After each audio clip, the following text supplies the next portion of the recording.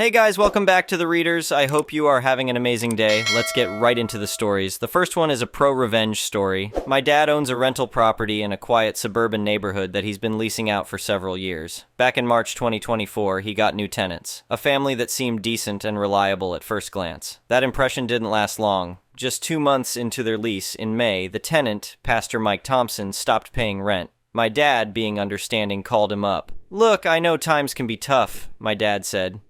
"I can give you another month to catch up on payments." Pastor Mike responded with a grateful, "Thank you, we'll definitely have it sorted by then." But they didn't pay a cent during that grace period either. Frustrated by being 2 months behind on rental income, my dad reached out again. "Let's make this easier," he proposed during their meeting. "Move out now, and you only need to pay half of what you owe." Pastor Mike had a different suggestion. "How about we leave the house spotless and leave all our furniture as compensation? It's good quality stuff." My dad, just wanting to wash his hands of the whole situation, agreed. Fine, as long as everything's left in good condition. When my dad visited the property in July, he found a complete mess. Not only was none of their furniture there, but they'd also taken my dad's own furniture from the house. The only things left were his 2 sofas, which they'd damaged and dumped in the garden shed. My dad messaged Pastor Mike, "Where's all the furniture you promised to leave?" "I'll send you payment in 2 weeks for everything," came the reply. When my dad pressed for earlier payment, Pastor Mike responded, "Good luck getting your money," followed by a dismissive message. That's when my dad decided enough was enough. Knowing that Pastor Mike led services at New Hope Community Church and his son Ryan worked there as a youth minister, my dad paid the church administration a visit. He calmly explained the situation: the unpaid rent, the stolen furniture, and the damaged property. The church administrator, Mrs. Davis, looked concerned. "This is very serious. We hold our leadership to high ethical standards." The next morning, my dad's phone rang. It was Ryan Thompson shouting, "How dare you go to the church? This is completely unfair!" "I'm just telling the truth about what happened," my dad replied before hanging up. Ryan called repeatedly over the next hour, but my dad ignored the calls. We later learned that the church board had given Pastor Mike an ultimatum: either make things right with my dad, or both he and Ryan would lose their positions at the church. That same afternoon, my dad received a bank transfer for the full value of the furniture. When he told me about it later, he said, "You know what? It wasn't really about the money. As a fellow Christian, I was just disappointed to see someone in a position of trust behaving this way." The next one is an entitled people's story. I never wanted any trouble when I bought this property. It was a dream come true. A beautiful house with a pool in a quiet neighborhood. The previous owner had built it in the 1970s, and the pool area was actually shared between 4 houses back then. They had some informal agreement about maintenance and usage, but nothing was ever officially recorded. When I purchased the property last year, my real estate agent made it crystal clear that I owned not just my house, but the entire pool area too. The previous owner had bought out the other homeowners' shares of the pool decades ago. This detail would become very important later. Everything was fine for the first few months. I let my neighbors use the pool occasionally. I'm not some kind of monster who'd deny kids a splash during summer. But then Sarah moved in next door and became the new homeowner association president. That's when the problem started. I was enjoying a peaceful Sunday afternoon by my pool when Sarah marched over, clipboard in hand. "Excuse me, but you need to fill out these pool usage forms," she announced. "The homeowner association needs to approve all pool activities." I looked up from my book. "I don't need to fill out any forms. This is my private pool." Sarah's face turned red. "This is a community pool. The homeowner association manages all common areas." "Actually, no, I own this entire property, including the pool. Check the property records if you don't believe me." She stomped away, but that wasn't the end of it. The next day, I found a violation notice taped to my front door. Apparently, I was breaking multiple homeowner association rules about pool maintenance and access hours. I threw it in the trash since I wasn't even a homeowner association member. Things escalated when Sarah started bringing groups of people to use my pool without asking. I'd come home from work to find strangers swimming in my backyard. When I told them to leave, they'd wave homeowner association pool passes at me that Sarah had given them. I installed security cameras and put up private property no trespassing signs. Sarah tore them down within hours. That's when I called my lawyer. My lawyer sent a cease and desist letter to the homeowner association board. Sarah responded by sending me a letter claiming the homeowner association had historical rights to the pool and threatening to sue me if I didn't comply with their rules. Fine. If she wanted to play hardball, I could play too. I had my lawyer pull all the property records going back to the 1970s. We found the original pool agreement and all the subsequent transfers of ownership. Everything was perfectly documented. I owned the pool free and clear. While this was happening, Sarah organized an emergency homeowner association meeting about the pool crisis. I wasn't invited, but my next-door neighbor filled me in. Sarah had convinced everyone that I was trying to steal the community pool and that they needed to take legal action. The homeowner association hired a lawyer and filed a lawsuit claiming adverse possession of the pool area. They argued that since people had been using it for years, they had a right to continue doing so. What Sarah didn't know was that I had recordings of her admitting she knew I owned the pool, proving she was acting in bad faith. I also had statements from the previous owner confirming he had bought out everyone's shares of the pool. The judge took one look at our evidence and dismissed their case. He ordered the homeowner association to pay my legal fees and issued an injunction preventing them from interfering with my property. But the best part? During discovery, we found out Sarah had been collecting pool membership fees from new residents, basically charging people for access to a pool she had no right to. That's fraud. The homeowner association board fired her as president when this came to light. Several residents who had paid these illegal fees sued her personally to get their money back. Last I heard, she had to sell her house to pay all the legal judgments against her. I still let the neighborhood kids use the pool sometimes, but only when their parents ask nicely. The new homeowner association president is much more reasonable and actually apologized for all the trouble Sarah caused. I did make one change, though. I installed a really nice fence around the pool area with a coded lock. The code only goes to people who understand that please and thank you are the magic words for pool access. The security cameras caught Sarah trying to peek over the fence last week. I waved at her through my window and went back to enjoying my pool in peace. The next one is a petty revenge story. Alright, so this might not be the pettiest thing out there, but it felt amazing at the time. My apartment complex has assigned parking spots, and each unit has one spot that's, yours. For weeks, my new neighbor started parking in my spot after work. At first, I let it slide, figured she just got confused or whatever, but when it kept happening, I left a polite note asking her to please use her own spot. The next day, I come home, and yep, her car is there again. She crumpled my note and left it under her wiper like she was proud of ignoring it, so I decided I'd just use her spot instead. Every day, without fail, I parked right in her designated spot. It took 2 days before she started leaving notes on my car asking me to stop. I kept switching spots with her until she finally knocked on my door to confront me. I just acted clueless and told her, "Oh, I thought we were doing a swap since you were using mine."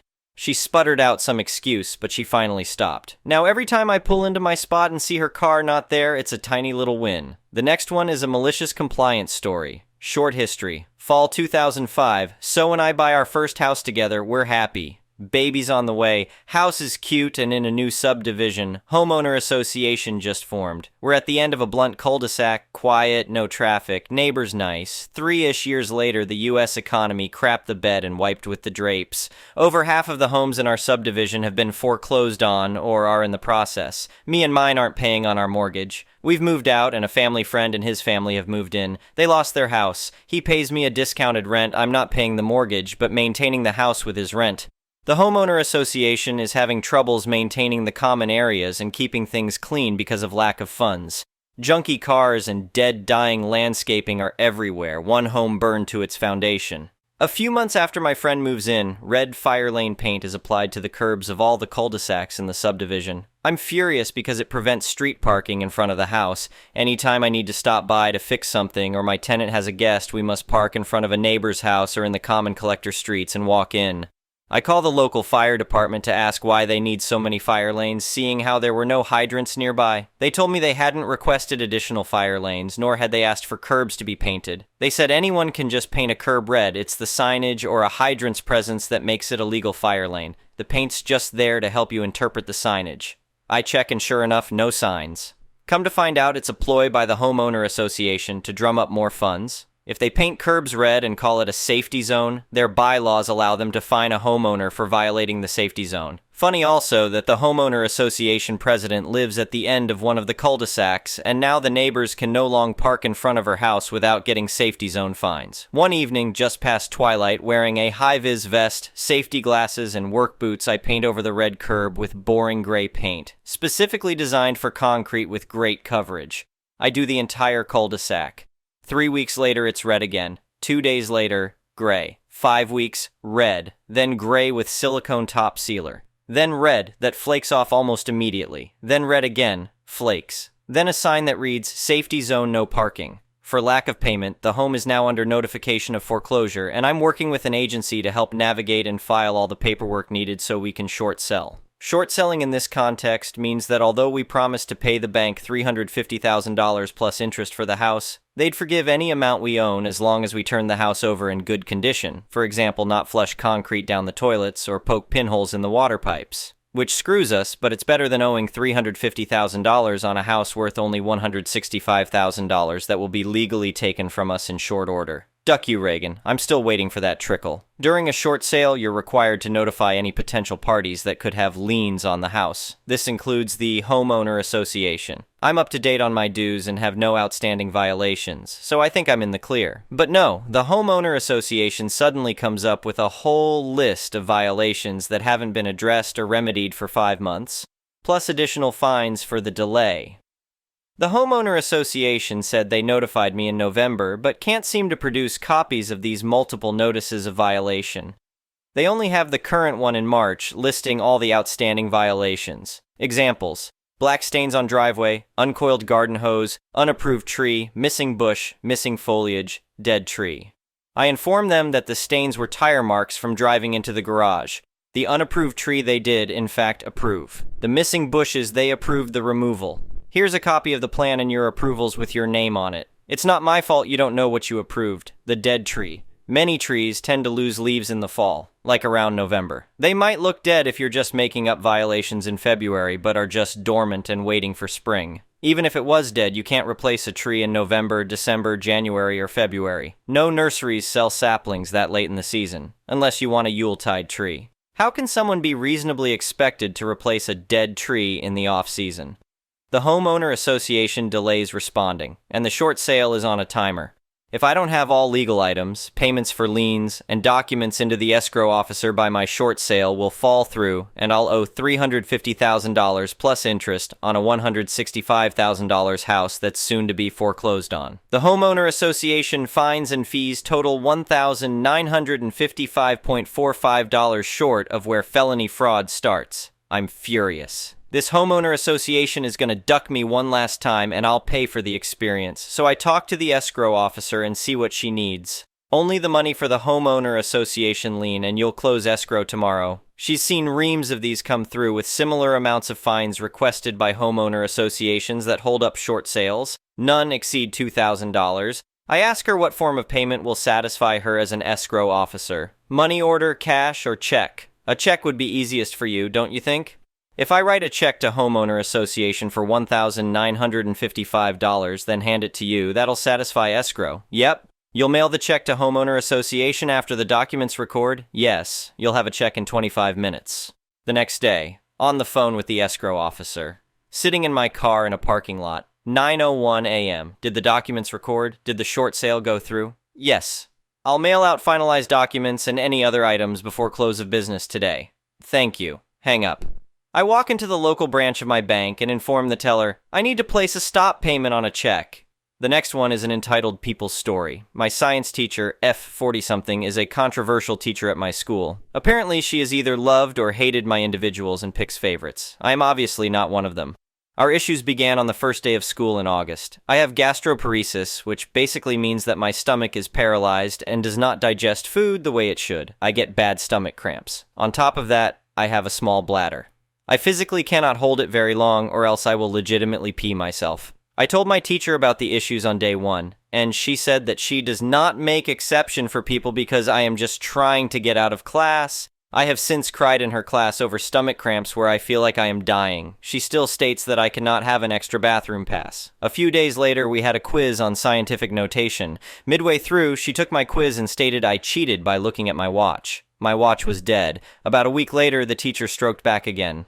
This time around, I'll show parts of the email I wrote my school counselor. I would like to write a formal complaint about my science teacher, misentitled, and request to drop the class as a whole. Her actions has caused me significant emotional distress, and I also believe that she has failed to follow my accommodations outlined by my 504. She is also failing to follow my documented accommodations that are shown in my 504 plan. My 504 specifically outlines the fact I get time and half in all assignments and tests. This is a legal binding document which has to be followed regardless of personal vendetta that Miss Entitled may have against me. Miss Entitled specifically stated that she does not have to provide extra time on group projects and also stated that she can decide if the effort I've shown in class lets me have my accommodations. I strongly disagree that her opinion on what my effort is should be the discernment if I deserve my accommodations. This is a violation of my rights. Additionally, there was an incident where my group did not understand the directions of the group project given. Rather than explaining the directions to us and hearing what we had to say, she stated that another girl and I were cheating.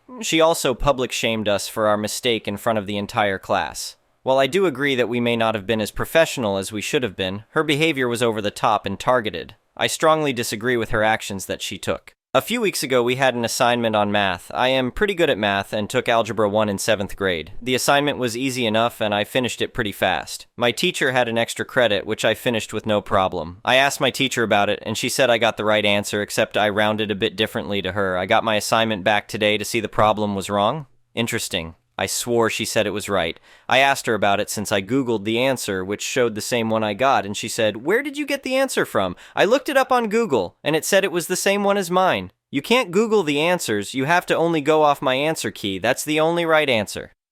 I'm just a bit confused since I swore you told me that I got it right when I asked. I never tell kids if they are right or wrong. I must have said you're on the right track. I don't let kids know the answer before it's graded. You must misremember what happened because I'd never say anything like that.